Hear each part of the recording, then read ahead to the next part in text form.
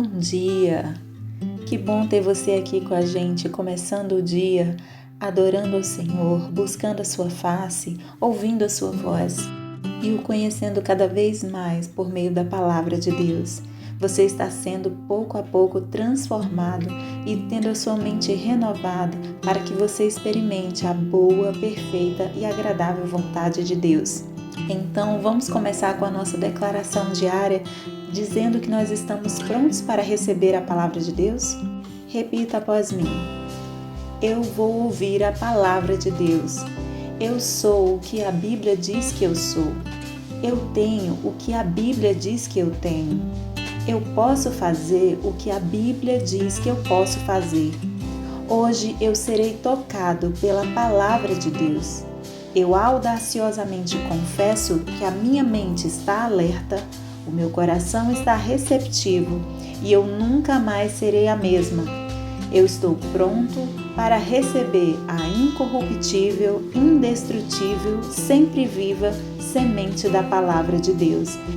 Hoje a minha mente é renovada e transformada pela palavra de Deus e por isso eu nunca mais serei o mesmo. Em nome de Jesus. Amém. O nosso devocional de hoje já vai começar, mas antes eu quero te pedir para se inscrever no nosso canal e ativar as notificações para receber um aviso toda vez que um vídeo novo for lançado. Também não esquece de curtir, compartilhar e comentar esse vídeo, tá bom? E desde já eu agradeço, pois o seu joinha incentiva a gente a estar fazendo cada vez mais conteúdo para o nosso canal, para edificação de mais e mais vidas. Deus te abençoe e vamos começar o nosso devocional. Êxodo capítulo 14. A perseguição dos egípcios. Disse o Senhor a Moisés: diga aos israelitas que mudem o rumo e acampem perto de Pi-Hahirote, entre Migdol e o mar.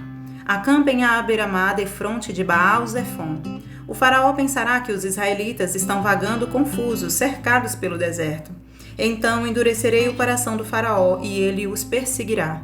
Todavia eu serei glorificado por meio do faraó e de todo o seu exército, e os egípcios saberão que eu sou o Senhor. E assim fizeram os israelitas. Contaram ao rei do Egito que o povo havia fugido. Então o faraó e os seus conselheiros mudaram de ideia e disseram: o que foi que fizemos? Deixamos os israelitas sair e perdemos os nossos escravos. Então o faraó mandou aprontar a sua carruagem e levou consigo o seu exército. Levou todos os carros de guerra do Egito, inclusive 600 dos melhores destes carros, cada um com um oficial no comando. O Senhor endureceu o coração do faraó, rei do Egito, e este perseguiu os israelitas que marchavam triunfantemente. Os egípcios, com todos os cavalos e carros de guerra do faraó, os cavaleiros e a infantaria, saíram em perseguição aos israelitas e os alcançaram, quando estavam acampados à beira-mar, perto de Pi-Hahirote, defronte de Baal-Zefon. A travessia do mar. Ao aproximar-se o faraó, os israelitas olharam e avistaram os egípcios que marchavam na direção deles. E aterrorizados, clamaram ao Senhor. Disseram a Moisés: foi por falta de túmulos no Egito que você nos trouxe para morrermos no deserto? O que você fez conosco, tirando-nos de lá? Já tínhamos dito a você no Egito: deixe-nos em paz, seremos escravos dos egípcios, antes ser escravos dos egípcios do que morrer no deserto. Moisés respondeu ao povo: não tenham medo, fiquem firmes e vejam o livramento que o Senhor trará hoje, porque vocês nunca mais verão os egípcios que hoje vêm. O Senhor lutará por vocês, tão somente acalmem-se. Disse então o Senhor a Moisés: por que você está clamando a mim? Diga aos israelitas que sigam avante. Erga a sua vara e estenda a mão sobre o mar, e as águas se dividirão para que os israelitas atravessem o mar em terra seca. Eu, porém, endurecerei o coração dos egípcios e eles os perseguirão. E serei glorificado com a derrota do faraó e de todo o seu exército, com seus carros de guerra e seus cavaleiros. Os egípcios saberão que eu sou o Senhor quando eu for glorificado com a derrota do faraó, com seus carros de guerra e seus cavaleiros. A seguir, o anjo de Deus, que ia à frente dos exércitos de Israel, retirou-se, colocando-se atrás deles.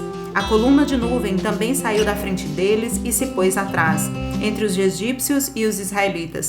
A nuvem trouxe trevas para um e luz para o outro, de modo que os egípcios não puderam aproximar-se dos israelitas durante toda a noite.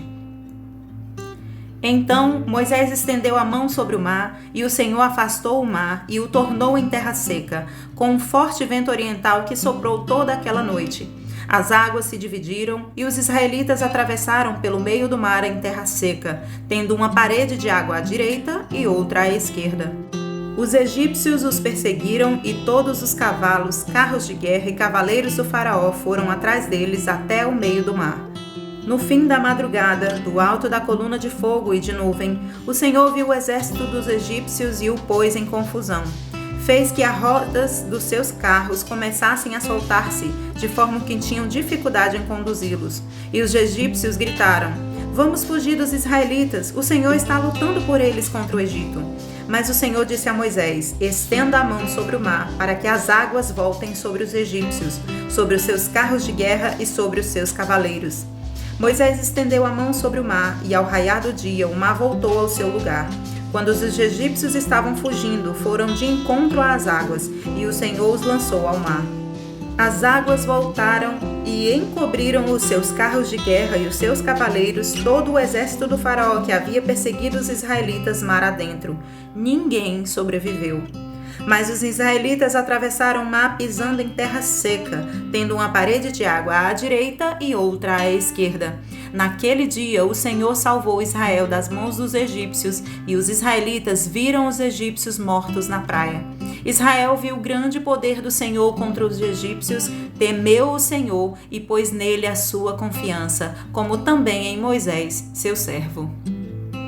Êxodo capítulo 15. O cântico de Moisés. Então Moisés e os israelitas entoaram este cântico ao Senhor. Cantarei ao Senhor, pois triunfou gloriosamente. Lançou ao mar o cavalo e o seu cavaleiro. O Senhor é a minha força e a minha canção, Ele é a minha salvação.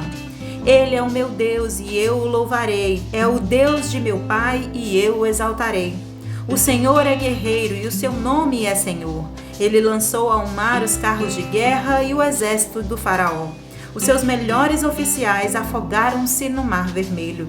Águas profundas os encobriram, como pedra desceram ao fundo. Senhor, a tua mão direita foi majestosa em poder. Senhor, a tua mão direita despedaçou o inimigo. Em teu triunfo grandioso derrubaste os teus adversários. Enviaste o teu furor flamejante que os consumiu como palha. Pelo forte sopro das tuas narinas as águas se amontoaram. As águas turbulentas firmaram-se como muralha. As águas profundas congelaram-se no coração do mar. O inimigo se gloriava. Eu os perseguirei e os alcançarei. Dividirei o despojo e os devorarei. Com a espada na mão eu os destruirei. Mas enviaste o teu sopro e o mar os encobriu. Afundaram como um chumbo nas águas volumosas. Quem entre os deuses é semelhante a ti, Senhor? Quem é semelhante a ti? Majestoso em santidade, terrível em feitos gloriosos, autor de maravilhas. Estende a tua mão direita e a terra os engole. Com o teu amor conduzes o povo que resgataste, com a tua força tu o levas à tua santa habitação. As nações ouvem e estremecem, angústia se apodera do povo da Filístia. Os chefes de Edom ficam aterrorizados, os poderosos de Moabe são tomados de tremor, o povo de Canaã esmorece. Terror e medo caem sobre eles, pelo poder do teu braço ficam paralisados como pedra, até que passe o teu povo, ó Senhor, até que passe o povo que tu compraste. Tu o farás entrar e plantarás no monte da tua herança, no lugar, ó Senhor, que fizeste para a tua habitação. No santuário, ó Senhor, que as tuas mãos estabeleceram, o Senhor reinará eternamente. Quando os cavalos, os carros de guerra e os cavaleiros do faraó entraram no mar, o Senhor fez que as águas do mar se voltassem sobre eles, mas os israelitas atravessaram o mar pisando em terra seca. Então Miriam, a profetisa, irmã de Arão, pegou um tamborim e todas as mulheres a seguiram tocando tamborins e dançando. E Miriam lhes respondia cantando: Cantem ao Senhor, pois triunfou gloriosamente, lançou ao mar o cavalo e o seu cavaleiro. As águas de Mara e de Elim. Depois Moisés conduziu Israel desde o Mar Vermelho até o deserto de Sur. Durante 3 dias caminharam no deserto sem encontrar água. Então chegaram a Mara, mas não puderam beber das águas de lá porque eram amargas. Esta é a razão pela qual o lugar chama-se Mara. E o povo começou a reclamar a Moisés, dizendo: Que beberemos? Moisés clamou ao Senhor, e este lhe indicou um arbusto. Ele os lançou na água, e esta se tornou boa. Em Mara o Senhor lhes deu leis e ordenanças e os pôs à prova, dizendo-lhes: Se vocês derem atenção ao Senhor, o seu Deus, e fizerem o que ele aprova, se derem ouvidos aos seus mandamentos e obedecerem a todos os seus decretos, não trarei sobre vocês nenhuma das doenças que eu trouxe sobre os egípcios, pois eu sou o Senhor que os cura. Depois chegaram a Elim, onde havia 12 fontes de água e 70 palmeiras, e acamparam junto àquelas águas. Êxodo capítulo 16. O maná e as cordonizes. Toda a comunidade de Israel partiu de Elim e chegou ao deserto de Sim, que fica entre Elim e o Sinai. Foi o 15º dia do 2º mês, depois que saíram do Egito. No deserto, toda a comunidade de Israel reclamou a Moisés e a Arão. Disseram-lhe os israelitas: Quem dera a mão do Senhor nos tivesse matado no Egito. Lá nos sentávamos ao redor das panelas de carne e comíamos pão à vontade. Mas vocês nos trouxeram a este deserto para fazer morrer de fome toda esta multidão. Disse, porém, o Senhor a Moisés: Eu lhes farei chover pão do céu. O povo sairá e recolherá diariamente a porção necessária para aquele dia. Com isso, os porei à prova para ver se seguem ou não as minhas instruções. No 6º dia, trarão para ser preparado o dobro do que recolhem nos outros dias. Assim Moisés e Arão disseram a todos os israelitas: Ao entardecer, vocês saberão que foi o Senhor quem os tirou do Egito, e amanhã cedo verão a glória do Senhor, porque o Senhor ouviu a queixa de vocês contra ele. Quem somos nós para que vocês reclamem a nós? Disse ainda Moisés: O Senhor dará a vocês carne para comer ao entardecer e pão à vontade pela manhã, porque ele ouviu as suas queixas contra ele. Quem somos nós? Vocês não estão reclamando de nós, mas do Senhor. Disse Moisés a Arão: Diga à comunidade de Israel que se apresente ao Senhor, pois ele ouviu as suas queixas. Enquanto Arão falava a toda a comunidade, todos olharam em direção ao deserto e a glória do Senhor apareceu na nuvem. E o Senhor disse a Moisés: Ouvir as queixas dos israelitas. Responda-lhes que ao pôr do sol vocês comerão carne e ao amanhecer se fartarão de pão. Assim saberão que eu sou o Senhor, seu Deus. No final da tarde apareceram cordonizes que cobriram o lugar onde estavam acampados. Ao amanhecer havia uma camada de orvalho ao redor do acampamento. Depois que o orvalho secou, flocos finos, semelhantes à geada, estavam sobre a superfície do deserto. Quando os israelitas viram aquilo, começaram a perguntar uns aos outros: Que é isso? Pois não sabiam do que se tratava. Disse-lhes Moisés: Este é o pão que o Senhor deu a vocês para comer. Assim ordenou o Senhor: Cada chefe de família recolha quanto precisarem, um jarro para cada pessoa de sua tenda. Os israelitas fizeram como lhes fora dito. Alguns recolheram mais, outros menos. Quando mediram com o jarro, quem tinha recolhido muito não teve demais, e não faltou a quem tinha recolhido pouco. Cada um recolheu quanto precisava. Ninguém deve guardar nada para a manhã seguinte, ordenou Moisés. Todavia, alguns deles não deram atenção a Moisés e guardaram um pouco até a manhã seguinte, mas aquilo criou bicho e começou a cheirar mal. Por isso Moisés irou-se contra eles. Cada manhã todos recolhiam quanto precisavam, pois quando o sol esquentava, aquilo se derretia. No 6º dia recolheram o dobro, 2 jarros para cada pessoa. E os líderes da comunidade foram contar isso a Moisés, que lhe explicou: Foi isto que o Senhor ordenou. Amanhã será dia de descanso, sábado consagrado ao Senhor. Assem e cozinhem o que quiserem, guardem o que sobrar até a manhã seguinte. E eles o guardaram até a manhã seguinte, como Moisés tinha ordenado, e não cheirou mal nem criou bicho. Comam-no hoje, disse Moisés, pois hoje é o sábado do Senhor. Hoje vocês não encontrarão no terreno. Durante 6 dias vocês podem recolhê-lo, mas no 7º dia, o sábado, nada acharão. Apesar disso, alguns deles saíram no 7º dia para recolhê-lo, mas não encontraram nada. Então o Senhor disse a Moisés: Até quando vocês se recusarão a obedecer aos meus mandamentos e às minhas instruções? Vejam que o Senhor deu o sábado a vocês, por isso no sexto dia ele lhes envia pão para 2 dias. No 7º dia fiquem todos onde estiverem, ninguém deve sair. Então o povo descansou no 7º dia. O povo de Israel chamou maná aquele pão. Era branco como semente de coentro e tinha gosto de bolo de mel. Disse Moisés: O Senhor ordenou a vocês que recolham 1 jarro de maná e que o guardem para as futuras gerações, para que vejam o pão que lhes dei no deserto quando os tirei do Egito. Então Moisés disse a Arão: Ponha numa vasilha a medida de 1 jarro de maná e coloque-a diante do Senhor, para que seja conservado para as futuras gerações. Em obediência ao que o Senhor tinha ordenado a Moisés, Arão colocou o maná junto às tábuas da aliança, para ali ser guardado. Os israelitas comeram maná durante 40 anos, até chegarem a uma terra habitável. Comeram maná até chegarem às fronteiras de Canaã. O jarro é a 10ª parte de uma arroba. 22 de janeiro.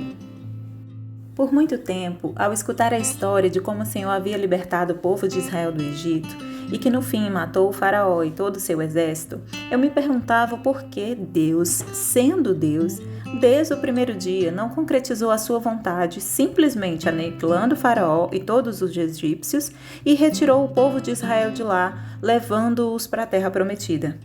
Dentro da minha lógica, era simplesmente perda de tempo fazer um povo que já era escravo sofrer tanta aflição pensando dia após dia se ia dar certo ou não a sua libertação. E ainda mais não fazia o menor sentido para mim Moisés ir para o faraó todos os dias pedir que ele libertasse o povo de Israel, sabendo que o próprio Deus já havia convencido o faraó de não deixar o povo ir.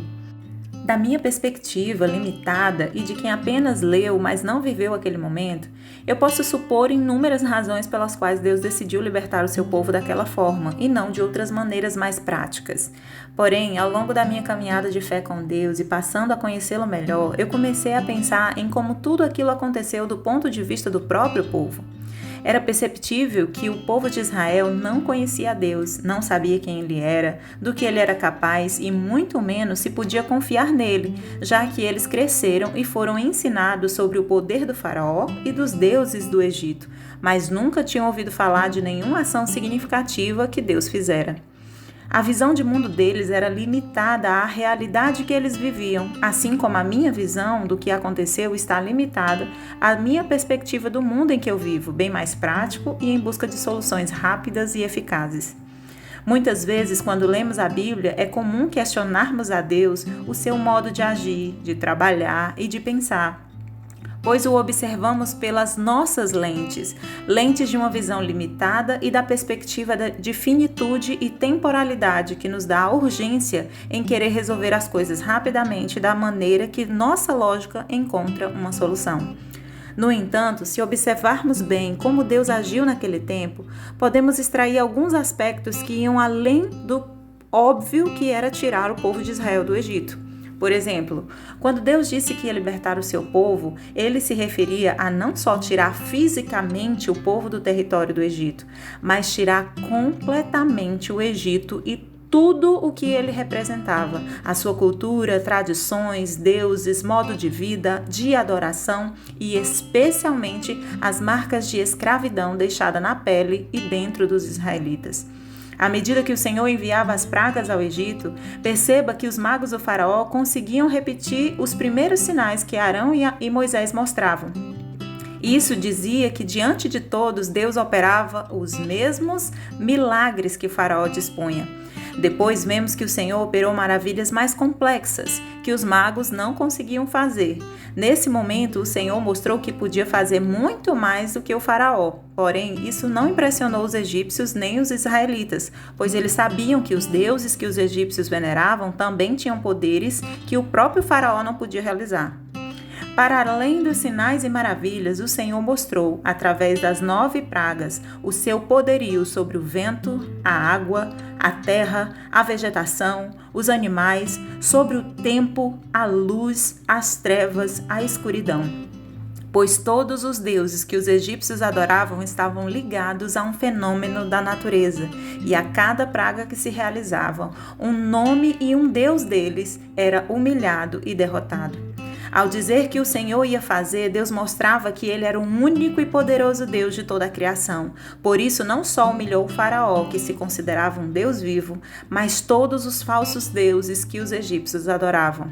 Porém, apesar de já maravilhados com tantos acontecimentos extraordinários, até os conselheiros do rei, os egípcios e os israelitas passaram a respeitar a autoridade de Moisés e, de fato, acreditar que o Deus de Israel era mais poderoso do que os deuses deles. Mas Deus ainda não havia subjugado o mais forte e mais temido Deus que os egípcios adoravam, Anubis, o Deus da morte. E para pôr um fim a toda e qualquer dúvida de seu poder sobre a vida e a morte, o Senhor enviou sua última praga, a morte de todos os primogênitos, tanto de homens quanto de animais. Porém, preservou a vida de todos os seus, todos o do povo de Israel, para provar que além dele não há nenhum Deus sobre a vida e sobre a morte. Pelo medo de serem mortos também, finalmente o faraó e os demais egípcios deixaram os israelitas saírem do Egito. Porém, a dor que os egípcios sofreram, ao invés de gerar temor neles, gerou revolta contra o povo de Deus e os fez persegui-los. Para os israelitas, eles poderiam ter pensado de que adianta sair do Egito se por toda a vida eles seriam como fugitivos, fugindo das ameaças e perseguições dos egípcios, e agora que experimentaram o sabor da liberdade, eles não podiam usufruí-la completamente, pois viveriam todos os dias com medo de serem escravizados novamente. Deus, em sua infinita sabedoria, sabia disso, e para provar que ele, quando liberta, ele o faz completamente, diante de todos, ele abriu o Mar Vermelho, fez o seu povo atravessar em terra seca e até permitiu que os seus inimigos avançassem para os perseguir mar adentro. Mas quando o último israelita atravessou, o Senhor provou não só para o faraó, seus cavaleiros e para o povo de Israel, mas para todos os povos da terra que ele era o único e poderoso Deus, como está escrito em Êxodo 15:14. Que todas as nações ouviram e estremeceram, se angustiaram e se aterrorizaram diante dos feitos do Senhor. O povo de Israel, depois de ver Faraó, seu maior inimigo, morto, enfim, temeu ao Senhor e pôs nele a sua confiança e em Moisés, o seu servo. Tudo isso nos ensina que diante das circunstâncias adversas e difíceis que nós passamos na nossa vida, quando nós oramos e recorremos a Deus, confiando de que Ele pode vir ao nosso auxílio, podemos até apresentar a Ele qual é a nossa visão de solução dos nossos problemas e como gostaríamos que toda a situação se resolvesse e da forma mais rápida possível. No entanto, precisamos crer que fazemos parte do reino de Deus. Ele é o nosso Deus, o nosso Rei, o nosso Salvador, o nosso Libertador e Senhor, e sabe o que é melhor para nós. E qual é a melhor maneira de nos libertar de toda e qualquer situação que nos persegue, nos aprisiona ou nos intimida. Assim como Ele fez no passado, nossa libertação não é apenas exterior ou física. O Senhor nos liberta de todo o mal, em todos os aspectos e de todos os nossos inimigos, de modo que não só sobre nós resplandeça a sua glória, mas que todos contemplem que Ele é o Deus Todo-Poderoso e que está lutando ao nosso lado e ao nosso favor. Amém? Creia, meu querido, que o Senhor está contigo em todos os momentos e Ele pode fazer infinitamente mais do que você pediu ou pensou para libertar você de tudo e de todos que tentam te aprisionar e te perseguem. Posso orar por você? Senhor Deus e Pai, em nome de Jesus eu te peço agora, Senhor, abençoa esta pessoa que está ouvindo este devocional. Senhor, seja qual for a aflição e perseguição que esta pessoa esteja passando neste momento, nessas circunstâncias da sua vida, ser o resgatador, o libertador da vida do teu filho e da tua filha agora. Vem com teu braço forte, como tu fizeste no passado.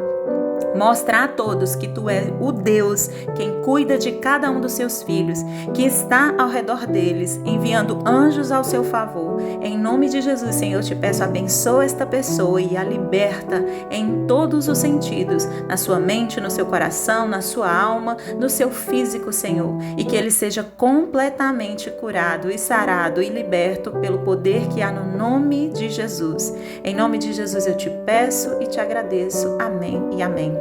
Amém, meu querido? Amém, minha querida? Que Deus te abençoe, tenha um ótimo dia e até o próximo devocional.